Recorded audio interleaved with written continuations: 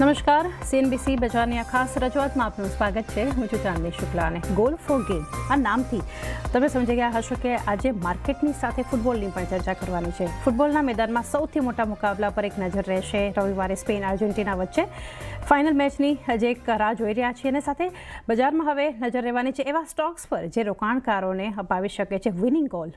એટલે આપણા એક્સપર્ટ્સ જે છે આપણને આજે જણાવશે તેમના સ્ટાર પરફોર્મર્સ. તો કયા સ્ટોક્સના ગોલથી તમને મળશે ગેઇન, અને સાથે આપણે ચર્ચા કરવાની છે એક્સપર્ટ્સની સાથે. ઇનફેક્ટ આપણા એક્સપર્ટ્સ પણ આજે વી ફેક્ટર્સ, વી ફોર વિક્ટરી આપણી સાથે જોડાયેલા છે. તો ખાસ રજૂઆતમાં આપણી સાથે જોડાયેલા છે HDFC સિક્યુરિટીઝના વિનય રાજવાની, બોનાન્ઝા પોર્ટફોલિયોના વિરાટ જગર, સાથે જ LKP સિક્યુરિટીઝના વત્સલ ભુવા. વત્સલ, વિરાટ, વિનય આપણા વી ફેક્ટર છે આજે ગેસ્ટ, એટલે હોપફુલી વિક્ટરી કઈ રીતે આપણા ગેસ્ટ સાથે સૌથી પહેલાં તો ચર્ચા કરીએ. આપ ત્રણેયનું સ્વાગત છે. Vatsal, go with the flow Argentina કે પછી કોઈ એટલે સ્પેનને ફેવર કરો છો, અથવા તો તમારી ગમતી ટીમ જે છે નોકઆઉટ થઈ છે? જી ઓનેસ્ટલી વાત કરું તો હું એટલું બધું ફૂટબોલને ફોલો નથી કરતો. કાલે હું ફર્સ્ટ મેચ જોઈશ મારી ફૂટબોલની લાઈફની, તો અર્જેન્ટિનાનું સાંભળ્યું છે એટલે અર્જેન્ટિનામાં ઇન્ટરેસ્ટ રહેશે જોવા માટે કે અર્જેન્ટિના કેવું પરફોર્મ કરે છે. ઓકે, તો અર્જેન્ટિના વત્સલે સાંભળ્યા અત્યાર સુધીના આપણું ડિસ્કશન, કન્વર્ઝેશન અને આપણા વોટ જે અર્જેન્ટિનાને છે, એટલે વત્સલે એવું વિચાર્યું કે better to go with the flow, અને અર્જેન્ટિનાને તેઓ સપોર્ટ કરી રહ્યા છે. લેટ્સ હોપ કે જીતે, અને નેક્સ્ટ વીક આપણી એક્સપર્ટ પેનલ જે છે એ શોમાં અને ચેનલ પર જ્યારે જોડાશે ત્યારે એમની સાથે આ ચર્ચા પણ આપણે કરીશું. પરંતુ અત્યારે અને ફર્સ્ટ કોલ વિરાટ તરફથી. વત્સલ, આપની પાસેથી સ્ટોક જાણીએ અને એનું કઈ રીતનું સેટઅપ છે, stop loss target levels.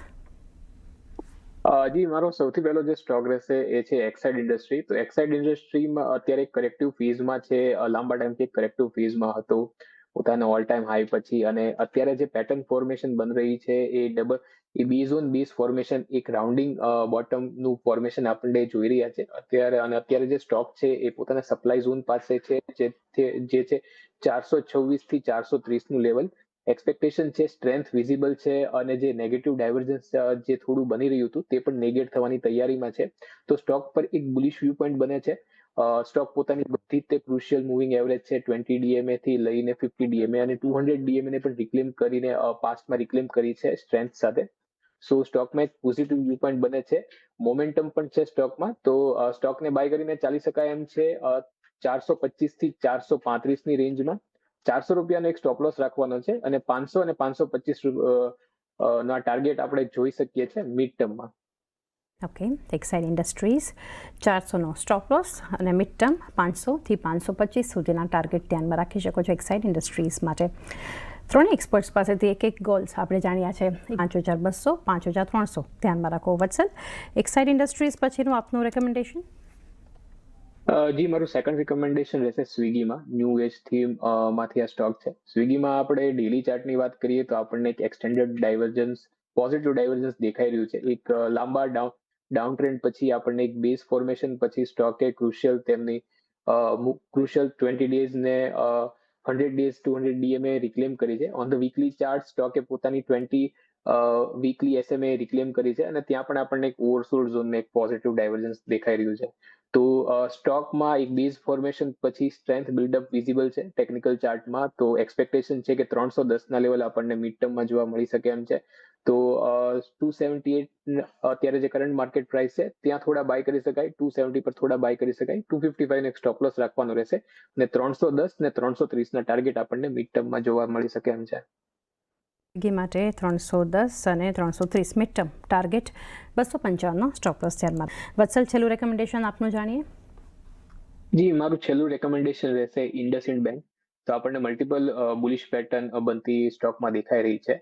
સ્ટોકે recently એક કોન્સોલિડેશન પેટર્નનું આપણને બ્રેકઆઉટ જોવા મળ્યું છે 960 ના લેવલ પર.